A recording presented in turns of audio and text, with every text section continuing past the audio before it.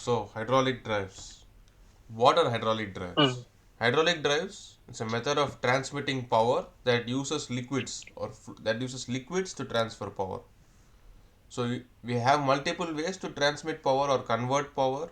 One is with mechanical components, which we have seen before, belt and chain drives, gear transmissions, mechanical linkages. We will look at this later.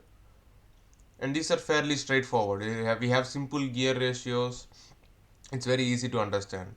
And then we have conversions with Mm. fluid power components, of which there are two types. Pneumatics, which is with air pressure, and hydraulics is with fluids, like liquids. Okay. Electrical Mm. components, it basically means you have a engine connected to a generator. It makes electricity. You change the frequency, you change the voltage as per the requirement of the output. So it's very powerful in that way. You can change a lot of things. Mm. So why use hydraulic drives? Hydraulic drives are used in applications where large forces are required. So if you look at a crane like this, to extend the end of the crane arm, it is very perfect application for using a hydraulic cylinder inside, because it's going to have a large amount of force. And hydraulics, liquids, you Mm. can increase the pressure a lot. They don't get compressed because they are almost incompressible, not like air. Air you can easily compress. So they are almost incompressible, which means if you fill the cylinder with liquid and then close the valve, it's going to stay there.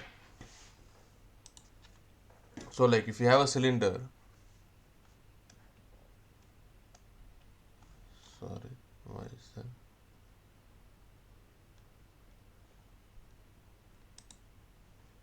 Maybe here. Okay. So let's say you have a hydraulic cylinder and you have an input here, right?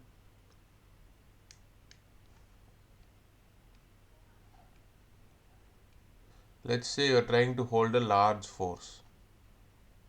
There is a force acting against it, let us say like 1000 newtons. Not that big in terms of hydraulics, but just for an example.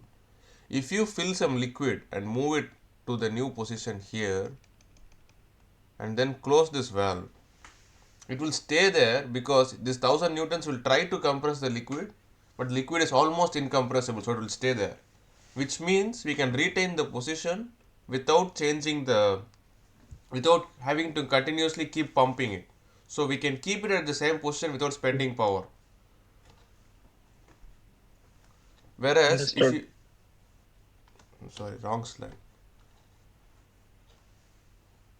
What was the question? Can you repeat? No, no, no. Understood, I said. Yeah. And they're also very power dense. They can make a lot of force from a small volume because you can increase the pressure of liquids quite high. That's why they are often used for aerospace, for like aircraft, the rudders, elevators, flaps, all of them run on hydraulics. Because from a small amount of space and weight, they can make a lot of force. And until very recently, there is no equivalent for hydraulics in a lot of cases because the electric motors did not have the same power density. What is power density? Power density is just when I say power density, Mm. I mean it's like the power over mass, P by M. And electric motors over time their power density has been improving a lot, and now like very recently in the past 5 6 or maybe 10 years or so, we have reached a point where electric motors are able to compete or be better than hydraulics. And like I said, they can retain their position without needing continuous power, and they provide very smooth movements without any sudden jerks, because you can open the valve slowly, the pressure increases slowly, and you have a very smooth flow. But the question arises, why use hydraulics? Why bother with all this oil and stuff, hydraulic fluid, when you can just use air, just pneumatics? Pneumatics are not suited for high loads because, like I said, they use pressurized air, and when you put a lot of force on it, you can easily compress it. It's not a problem. And this compression creates heat and it loses energy, decreases the efficiency. But it is good for applications like a trailer truck. In a trailer truck, you have the same semi trailer body in the front, but the trailer keeps changing. So they have to connect and disconnect the brake systems very frequently. So there they use pneumatics because it's very simple. You can connect and disconnect, nothing happens, just air is already in the atmosphere. Adding more air to it from the atmosphere is not going to change anything. So it's very easy to connect and disconnect, and there is no fluid leakage or Can you anything. show the example? Like I said, it's a trailer truck. So, sorry. So in a Like, trailer truck, I'm I mean example like you showed um for the gear train. right? Okay, Like to get a better idea. sure.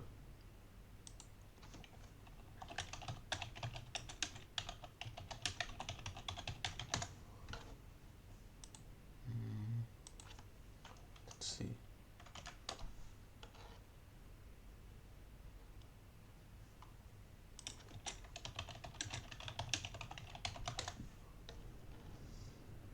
Yeah, yeah. You would have seen this on the road a lot. Like there, in the front there is a truck, and behind there is a trailer, and you have these curly hoses going. These are Mm-hmm. basically carrying pressurized air, which is controlled by the truck inside. And when the driver applies the brakes, the pressure of the air is increased, which is making the brakes to close and slow down the system. Okay, guys. And these trucks, Mm, the way they work is you have the same like truck in the front, but the trailer that keeps changing. You reach one place, you disconnect that trailer, connect another trailer, and move on. So if you have this mm, pneumatic system, you can quickly disconnect. It's very easy. You have this quick disconnect, and it's just air. So there is no spillage of fluid. So this point that you disconnect, there's not going to be anything spilling. It's just air. So it's very easy. But if you have a hydraulic fluid going through, you have to keep some bucket below mm, it, remove it carefully, drain the fluid, fill it back in the tank, and so on. You don't need to do all that. mm. So when you have such air-based systems, it becomes very convenient to connect and disconnect. And the braking force is a little bit on the lower side relatively, so it's okay to use pneumatics here. And we are not running the brakes all the time, right? Most of the time the brake is not engaged, which means lower Mm. efficiency is all right because most of the time the brake is not engaged, so you are not spending power. Clear? Yeah, clear. Another thing that pneumatics are very good for is high speed applications. So imagine you have like some kind of like a plunge, like a piston, and you have to move it very fast. Like V is very high. For this case, Mm, pneumatics are very good because air has very low viscosity, which will allow for high velocity. mm, Whereas hydraulic mm. fluids they are very viscous, so they can't flow very fast, which means their maximum speed is very limited.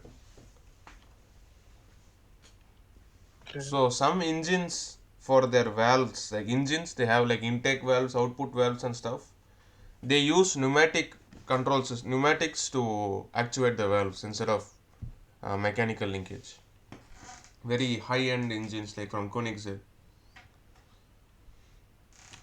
Okay. Okay, moving on. So now to the core of hydraulics. That's enough general background knowledge. Now for core of hydraulics. So look at this. Let's focus on the chart here. Usually you have some kind of a Mm, drive, which can be electric motor or a combustion engine, or sometimes even a person rotating a shaft or like a car jack. So it can even be a person. So something which gives power, a drive. And then you have a hydraulic pump. The hydraulic pump it takes the mechanical power from the drive and converts it into like the either a pressure or a velocity. So let us focus on hydrostatic drives, which is working on the basis of the mm, pressure of the fluid. So like I said, the hydraulic mm, cylinder in the crane or excavator, it works based on the pressure. mm, And for the mm, course, we will be focusing on hydrostatic drives, but there are also mm, hydrodynamic drives which work on the basis of mm, velocity of the fluid. Like mm, automatic transmissions earlier, they used to have this thing called torque converter, which is basically like a mm, coupling between the engine output and the wheel, so that when you stop the car and the engine is still rotating, the engine doesn't shut off because it limits how much torque is going through. It converts the torque by using a rotating fluid. But that's hydrodynamic drives. We're not focusing on that in this course. We're doing hydrostatic drives. So which means the hydraulic Okay. pump, it's converting the mechanical power into a pressure. The pressure is going through hoses, it's controlled by valves, and then it goes to the hydraulic motor, which is either using the pressure to Mm. like push a piston or some like a piston is a hydraulic motor. It's a linear motor. A piston can convert the pressure Mm. into a linear motion, or if you have like a rotational hydraulic motor, it can convert it into a rotating motion, and that is the output shaft. And power Okay. supply to the hydraulic pump is usually through something called a power takeoff shaft, and it is coming from the drive system because it takes the power away from locomotion or moving the machine. So it's taking off power. It's called a PTO shaft. Okay, these are the most important basic concepts that we need to understand hydraulics. So most simple thing, pressure equals force over area. We will use this multiple times. And then we Okay. use Pascal's law.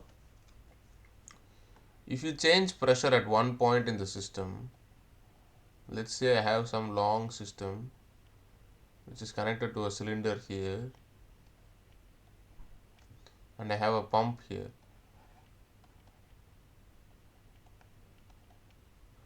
The pump, if it increases the pressure here, P1, the pressure felt here is also P1, or like let's Mm. say it's P2 and P1 equals P2.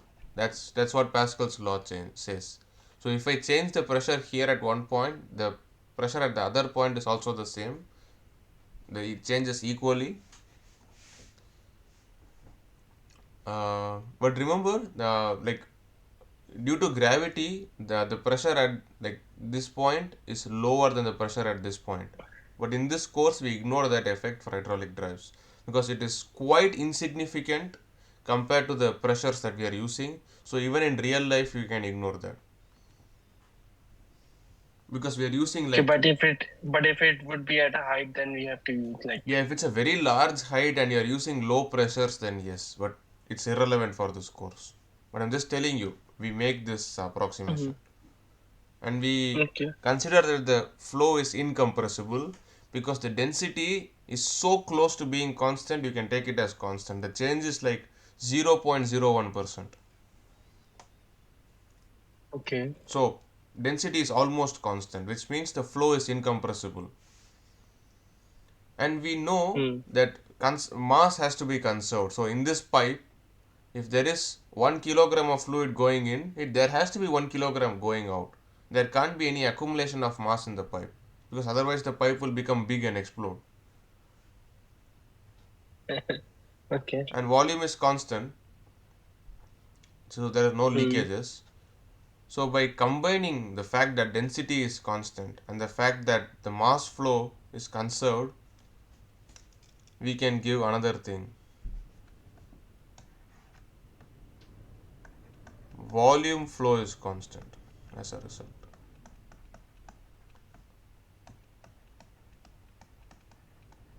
Because m dot mass flow is constant and density is equal to another constant, and by combining these two we can say volume flow is constant. So if you have 1 liter per second entering here, there has to be 1 liter per second going out here,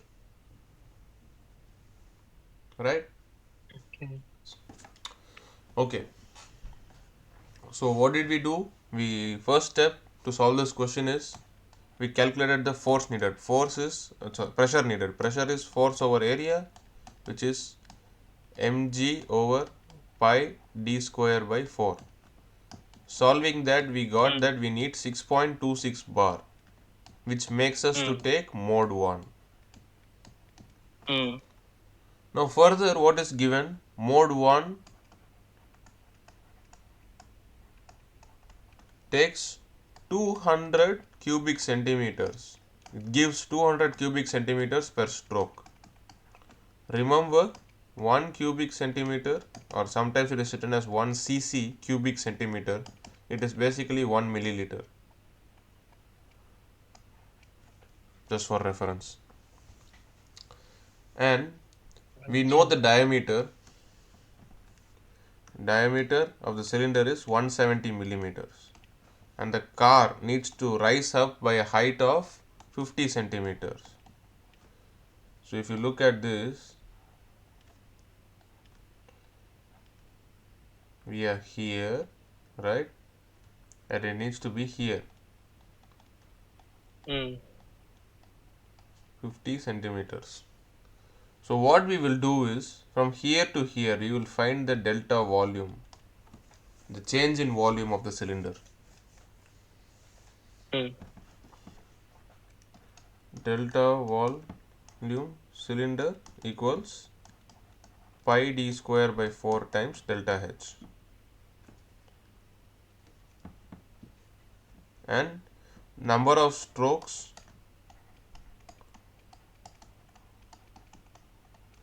equal to delta volume cylinder divided by volume per stroke. Clear? Because we know, let us say this change in volume is 3 liters and we are getting 200 ml per stroke. We need 15 strokes, because each stroke you get 200 ml, which means in 5 strokes you will get 1 liter, but we need 3 liters of change in volume, so we need 15 strokes. That's an example, but in this case it would be pi d square by 4 times delta H divided by 200 centimeter cube.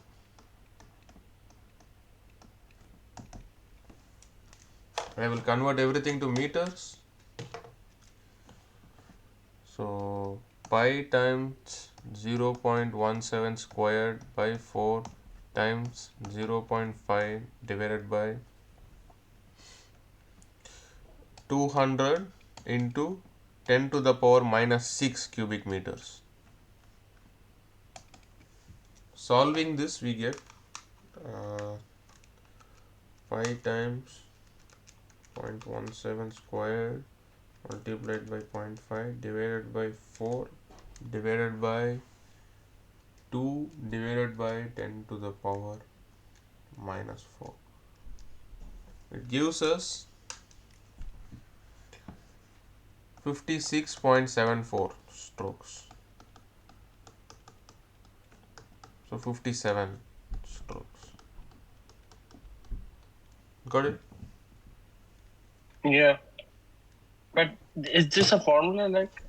No, it's just logic, You have to see how much is the change in volume required and how much volume you are able to provide per stroke. So, okay. So, you just. I mean, you can take this as a Mm, formula if you want. I wouldn't, but you can.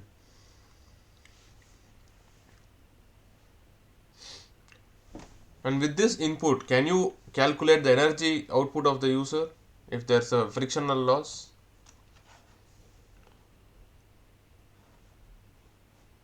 just a moment. I was just calculating something. Okay.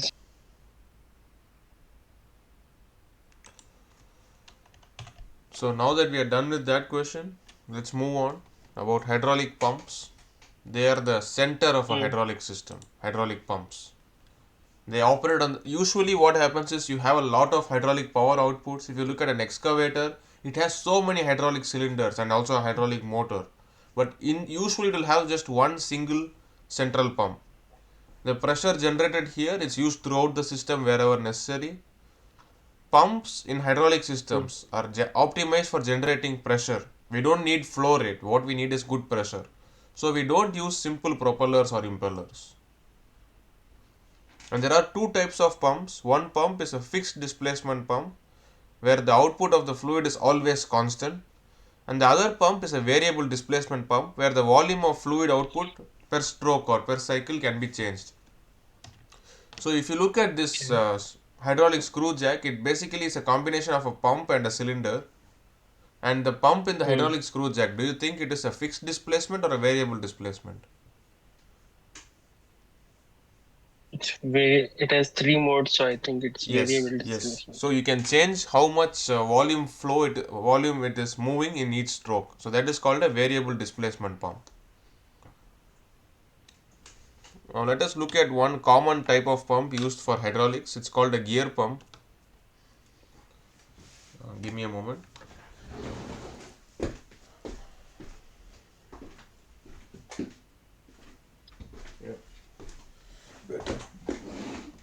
So the flow rate of a gear pump is given by this formula, pi by 2 times B times dA square minus A square, where dA is the outer diameter and A is the center distance of the gears, Mm. which is basically like the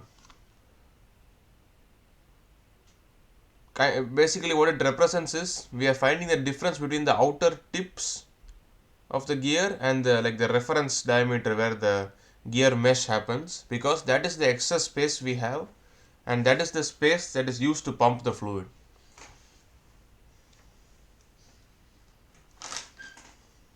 Okay. Let me give you a quick derivation which I think is useful.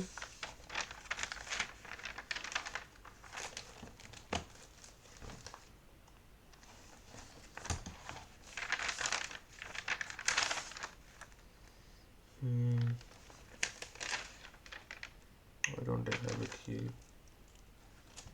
Oh yeah, got it. So look at the edge of the gear. Think of it like it's one point and other point, and this is where the meshing happens. The teeth go further, but this is the point where mesh happens, and this is the place where there is pumping. Right? So it's like that. Got it? Mm. And this is where the pumping action happens. Let us say the cross section area of this cross section area is capital A. Let us say it is at a radius r from the center. So we can say that the volume per stroke. So how much fluid volume it is pushing out per stroke. It's equal to A multiplied by 2 pi r. Right? Because this basically this A cross section is dragged through this whole circumference. So it's A times 2 pi r is the volume. And volumetric flow rate, which is usually given by the letter Q, Q equals V times N, because in one rotation you are pushing V volume and N is giving you how many rotations you have per second, per minute, whatever, right? So this is giving you volumetric flow rate. But now we want to calculate the torque used to generate this flow and the relationship between the torque and the pressure difference. So imagine that the pressure difference between the input P1 and let's say the output P2. P2 minus So P1 Q equals delta P. volumetric flow rate is Q, basically volume into how many rotations RPM. you are doing per second. In one rotation you are Okay. pushing 10 ml. If you do 10 rotations per second, you do 100 ml per second. Yeah. Okay. So let's say the pressure increase in the fluid is P1 to P2, it's delta P. What is torque? Torque is force times radius, correct? What is Mm. force? Force is pressure times area. So pressure here would be the pressure difference. So delta P times A times R. Clear so far?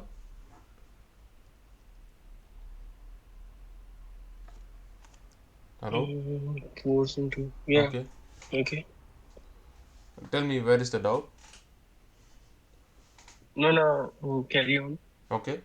So it's the same thing. We just got force as pressure difference times area and force times radius is torque. And we know that this A times R is basically V by 2 pi. So we can write this as delta P times V by 2 pi.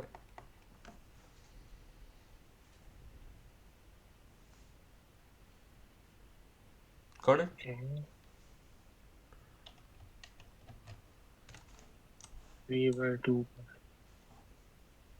Yes. Okay, this is some important information regarding gear pumps. So let me proceed further. So we have two types of efficiencies in hydraulics. One efficiency is Mm. hydromechanical, and the other efficiency is volumetric. Hydromechanical efficiency is about pressure loss. Pressure loss which results in a loss in torque or force loss. Force loss. Right? Volumetric Mm. efficiency is about volume loss happening, like volume loss or excess usage.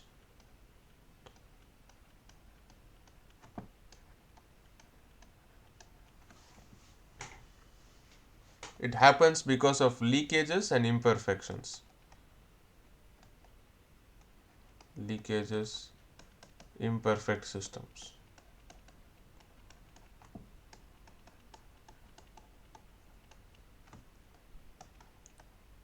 As a reason. This results in the loss of Q. Q decreases. Got it? Here delta P decreases. These are the two types of efficiencies we use in a hydraulic system. So let's look at a pump. So now for the hydromechanical loss, it's a fairly straightforward thing. If you have a pressure of 100, let's say 10 bar, and the hydromechanical loss is hydromechanical efficiency is 0.95. Let's say you're supposed to have delta P theoretical is 100 bar, but the eta hydromechanical is 0.95. Delta P real would be 95 bar. Got it? Mm. Now let me give an example for the volumetric efficiency. This is a bit confusing because hydromechanical efficiency is straightforward. It's output over input, but volumetric it changes a little bit. So for a pump, eta volumetric equals volume delivered in real life, actual, divided by the volume it is supposed to deliver, volume delivered theoretical. Okay, but for a motor, This is only for the pump. yes, because we expect, let us say 100 ml, but we only get 95 ml. So that is a 0.95 volumetric efficiency. But for the motor, it's the other way around, because what happens is to do the same amount of work, it ends up using more fluid than it is supposed to. Volume consumed theoretical divided by volume consumed actual. Example, V is supposed to be 100 V theoretical 100 ml per stroke, but in real life V equals 110 ml per stroke. Eta volumetric ends up being 0.9.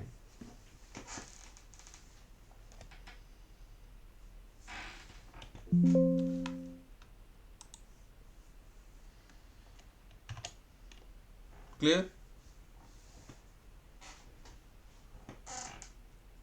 This is an important differences between the hydromechanical and volumetric efficiency as well as between the pump and the motor. Hydromechanical, the definition is same for pump and motor, but the volumetric efficiency definition changes. Okay. Motor.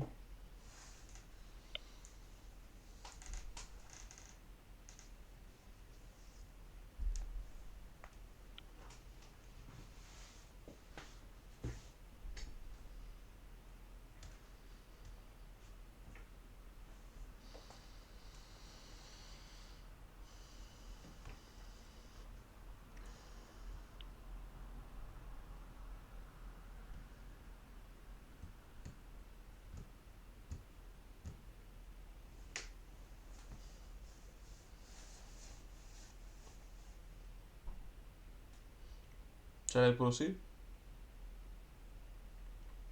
So, okay. So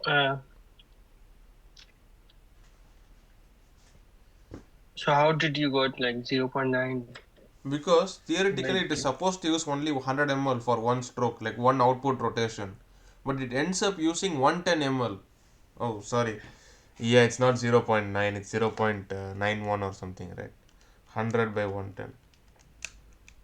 0.909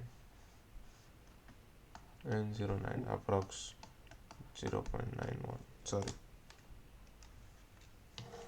Basically, it is 100 by 110. It 100 ml per stroke by 110 ml per stroke. And this volumetric efficiency, you can use it for both the V or the Q. But usually we don't use it for Q, we end up using it for the V, the volume per stroke.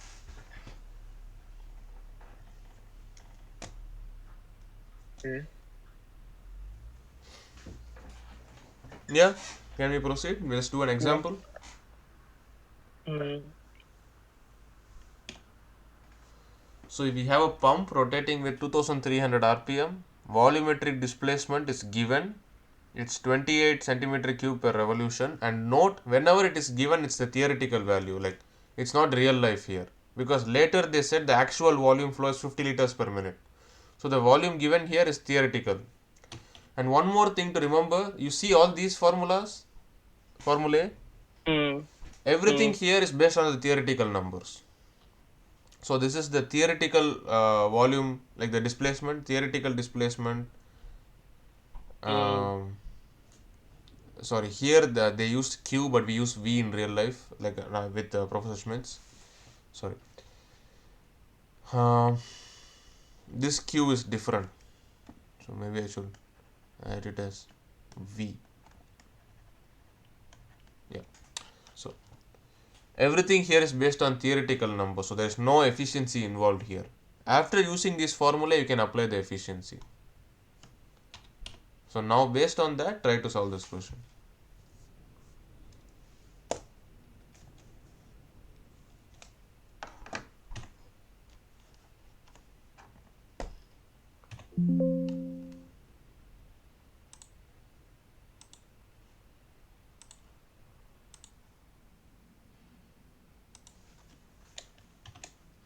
So the A part is fairly straightforward. What we did was we calculated the theoretical volume flow based on the theoretical volume per stroke and used that to calculate the volumetric efficiency.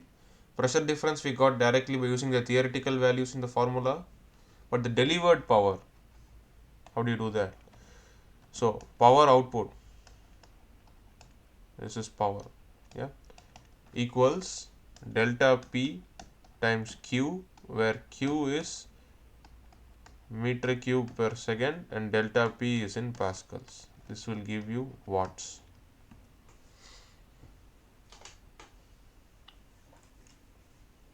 If you use this formula, you will directly get the delivered power. And remember, we are using the power output, so this is the real value, 50 liters per minute. Do the unit conversion to get it into meter cube per second. And if you solve that, you will get the correct answer.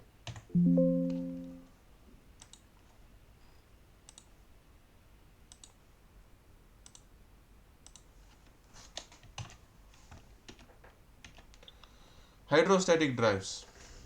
In a hydrostatic drive, what we use is we use a pump and a motor in a closed loop, and both of them have variable displacement.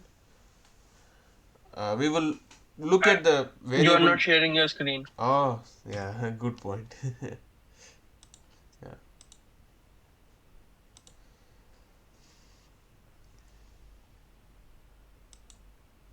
Mm, yeah. So hydrostatic drive, we use a pump and a motor in a closed loop. Basically, what we have is like you have a pump, fluid, motor, and both of them have variable displacements. So like that. So they are both variable displacement.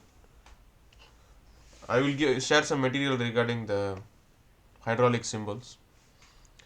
So they are variable displacement, which means you can vary how much displacement this pump is having to change how much liquid is flowing for the same RPM and stuff like that.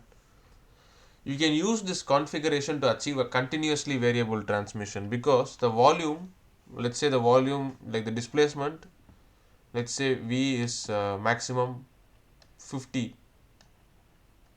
ml per revolution. You can change it continuously between 50 and let's say 15 ml per revolution. Not even 15. You can actually for all pumps you can go all the way to 0.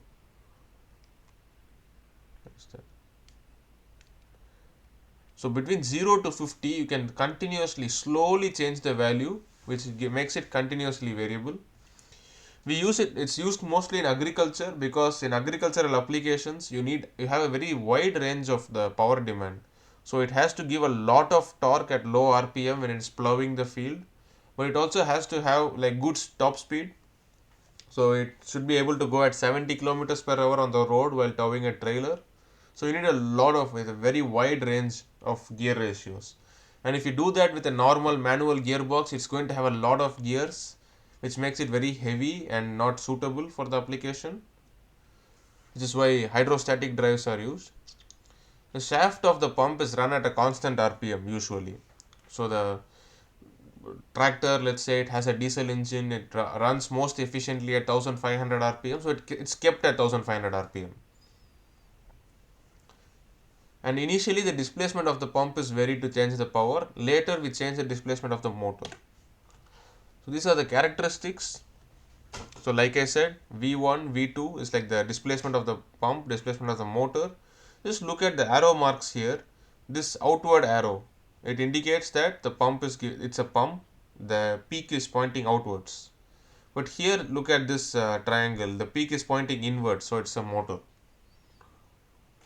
And there are multiple graphs here based on the pressure difference achieved. Just look at one of the lines, let's say the top line.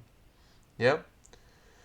So in the beginning, like I said, the pump is controlled. Slowly we increase the displacement of the pump to increase how much liquid is flowing, while we keep the displacement of the motor constant. The good analogy for hydraulic drives is, so hydrostatic gears. In a hydrostatic drive, the volume displacement, it is like the number of teeth Z on a gear. The delta P is like the torque. The volume flow is like the RPM. Not like I RPM. have to write this. Hmm. Yeah, yeah, carry on. So the displacement is like the number of teeth and the delta P is like torque.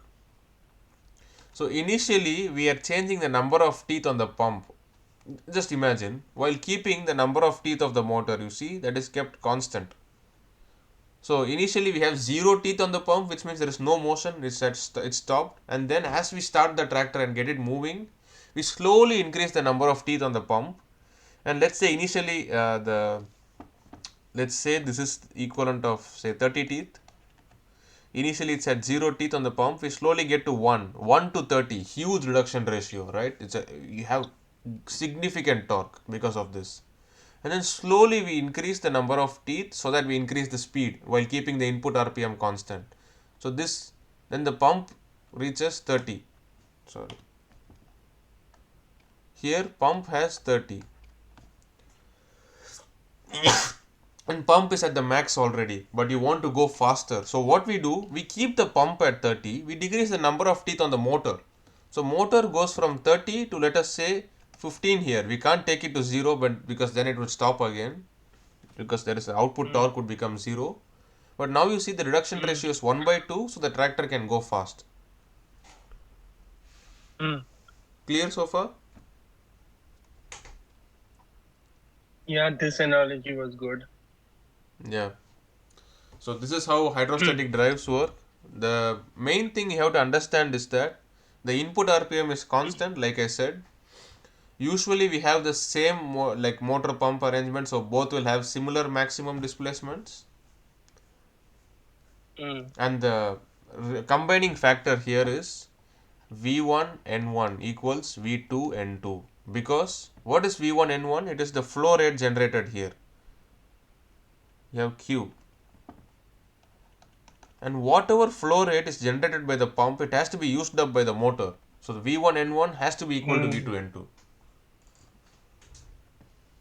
Mm. Remember, all these formula are theoretical. You will have to apply the efficiencies later on.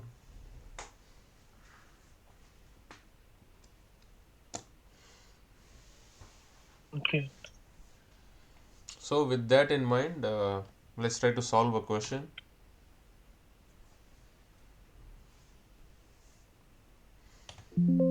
Okay. So I don't. I'll just show now. Yeah, Okay. So a hydrostatic transmission operating at 1.05 bar. Sorry, no, 105 bar yes. pressure has the following characteristics. VD. Okay, what is VD? I don't know that, Volume but displacement. volume displacement. Okay, and then we have volumetric efficiency 85 and 94. And eta Volumetric. M is mechanical. Sorry, Instead yeah. of hydromechanical, they just said Okay. mechanical. So now it's asking the displacement of motor. Yeah. Okay. Hmm. So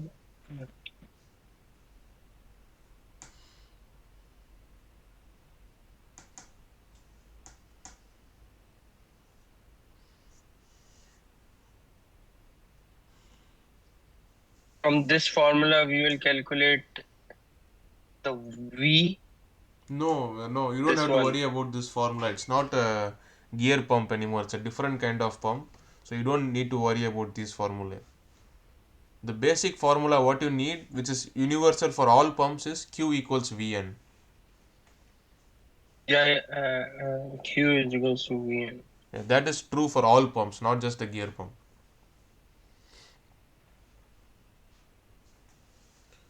Q is equals to Vn. So we will get. Right. Q equals to Vn. This is volume displacement. Q is volume flow.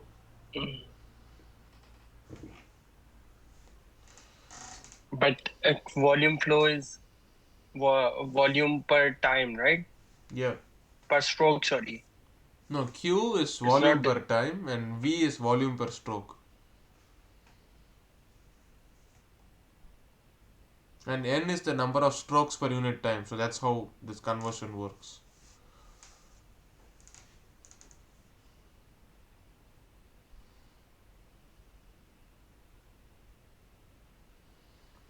Okay.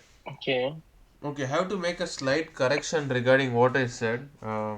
If you remember, I said this V1 N1 equals V2 N2 and it's all theoretical, right? That part is Hmm. not perfect. Actually, the Q you should find will be Q actual. So use the V and N. Hmm. That would be Q theoretical for the pump side. And then if you expand on that, apply the volumetric efficiency, you will get the actual volume flow. That is what you should use. Or shall I solve this first Mm. question? Maybe you can do the second question. Yeah, because I don't know how to solve this.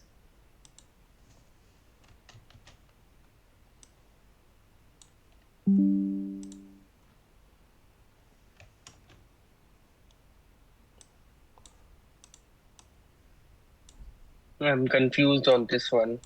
Let me do it, don't worry. Let me share my screen. Can you see? Yeah, yeah. So let us start with Q out from the motor. It will be VD motor. We do not know the displacement. Sorry, pump. Sorry.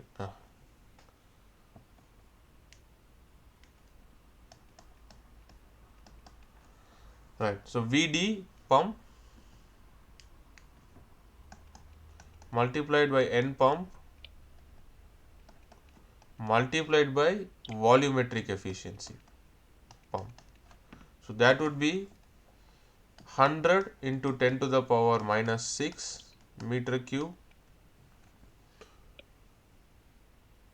multiplied by 1000 by 60 revolutions per second multiplied by the volumetric efficiency 0.85. So if I do a little bit simplification, it will become 0.1 meter cube. Uh, no. So 0.1 into 0.85 by 60 meter cubes per second. Solving that gives us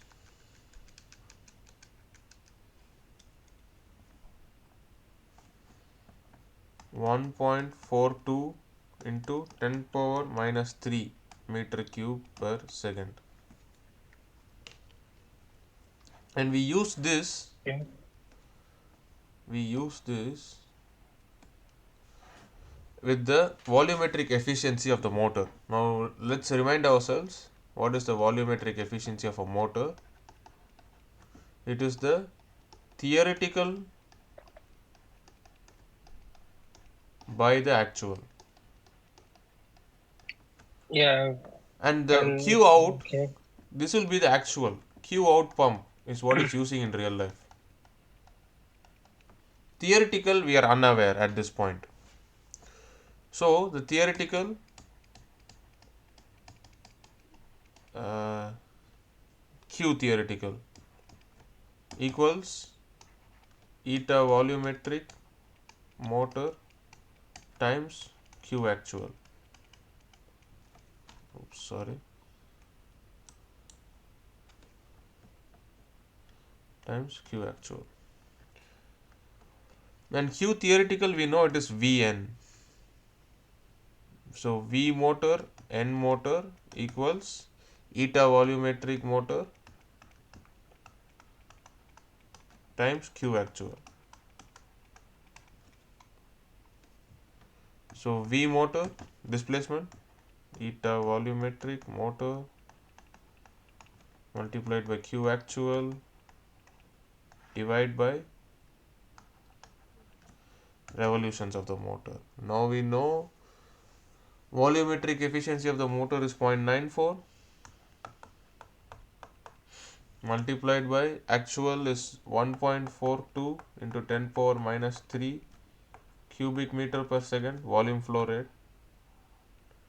Divide this by the RPM, 600 RPM. So 600 divided by 60, so that we have per second. Solving this, we get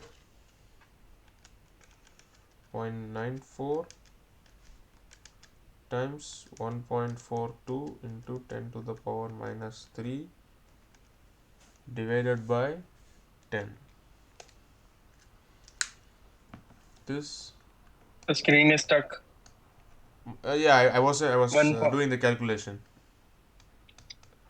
Okay, 1.33. 10 power minus 4 cubic meters. Let me convert it to a more useful unit, which is cubic centimeters. So multiply 10 power 6. So 133.5 cubic centimeters, or let me say centimeter cube.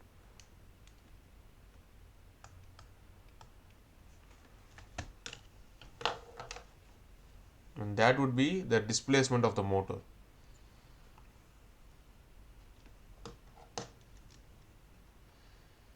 Like, just one question. Yep. This No. 100, like the value given for the pump, Yes. what unit does it have? Like he said, cubic centimeter, centimeter cube. Cubic centimeter, cm cube. Okay. Okay. Yep. All good.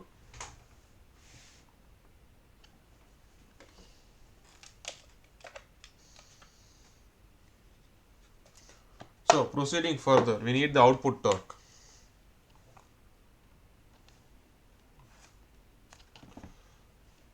Let me paste it again.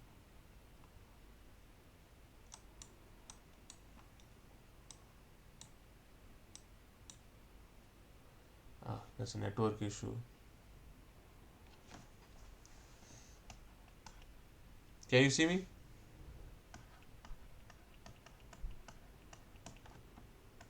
Can you hear me?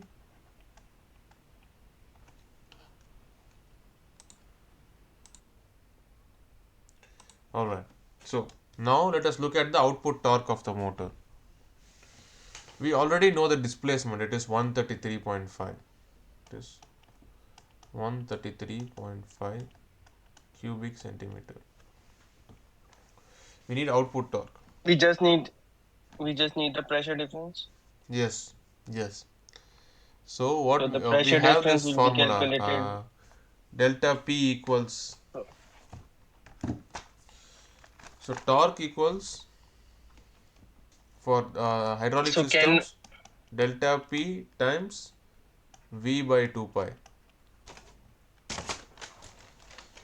I was just saying that can we calculate the pressure difference with the hydromechanical efficiency? Yes, yes, we should.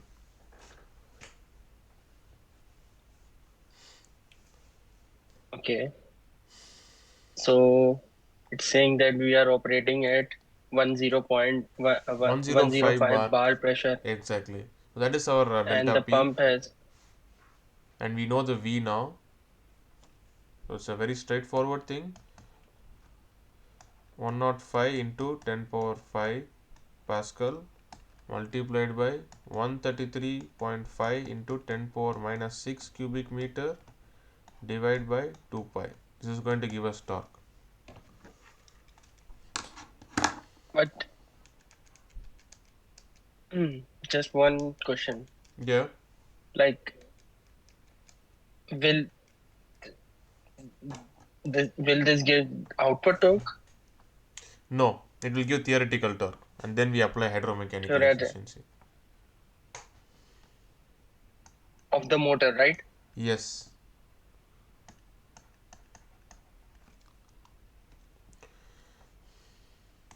Theoretical. Actual equals 223.1 Newton meters multiplied by 0.92. This is eta mechanical motor.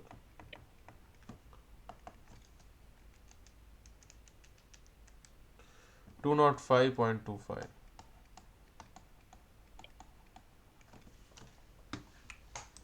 Just clear me out. Like, why are we using 105 bar? Because it's given in the question 105 bar. No, I meant like this is the operating pressure. It's given in the question. It's operating at 105 bar, which means the pressure difference is 105 bar available. Okay. So The thing is, it is given to us that the pressure 105 bar is the operating pressure, which means we don't have to consider the pump side, what is happening hydromechanically. Yeah. So, hydromechanical efficiency, how it works is, what does the pump do? It converts torque to pressure, and here there will be some losses, eta mechanical, hydromechanical. And what does a motor do? It converts pressure Pressure to torque. torque, and again you have the hydromechanical efficiency. The thing is, it's given to us that this pressure is 105 bar. So this is the output we get after it has overcome this hydromechanical efficiency, which is why we don't consider the hydromechanical efficiency. This 90 of the pump is not considered because they've already given the operating pressure. We just use the operating pressure difference to get the torque. Yes, so theoretical is 223.1, and then in actual we are using the mechanical efficiency. And mechanical efficiency is very straightforward. It's just output over input. Questions? Okay.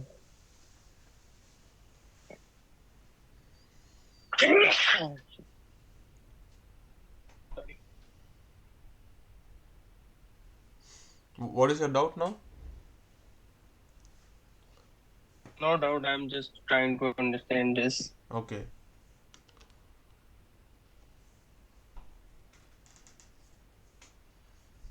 I'm I was just my question to you was like this this pressure, Which the pressure? operating 105 pressure, bar, yeah. the yeah, like you said that um can I share my screen? One moment. So basically that same 105 bar is what the motor is using, but because of the hydromechanical losses, it is making less torque than it's supposed to.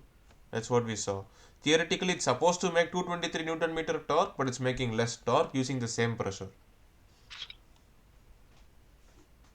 Like I have just one question. Can I Okay? share the Yeah. screen? Like Share your screen. because I can show you Share your screen. what I don't understand. Just a moment, please. Hmm. Yeah. So can you see? Yep. My question to you is Just remove this theoretical here. Q equals V1 N1 equal V2 N2. It's real in a way. I told you how it works.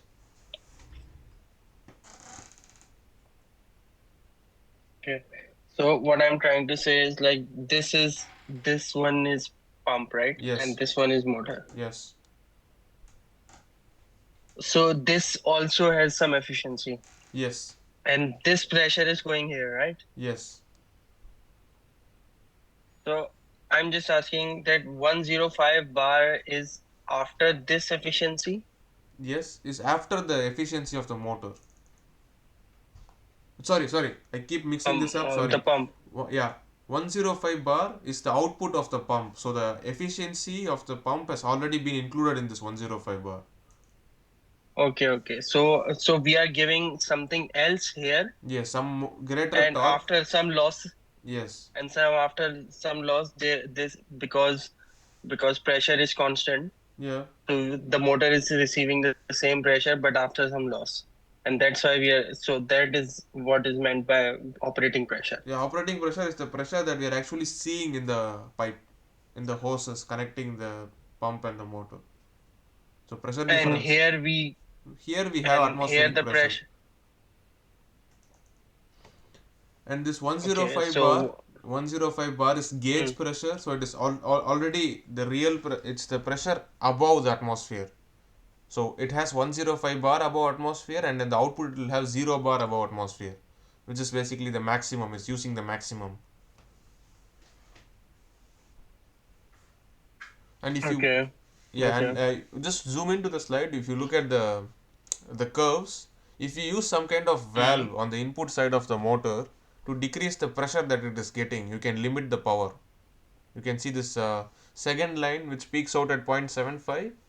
That is because the no, This no one, the other one, the one above, which peaks at this one. 0.75. Yeah. So what they did was they limited the pressure from the maximum to 3/4, so that the power is getting limited.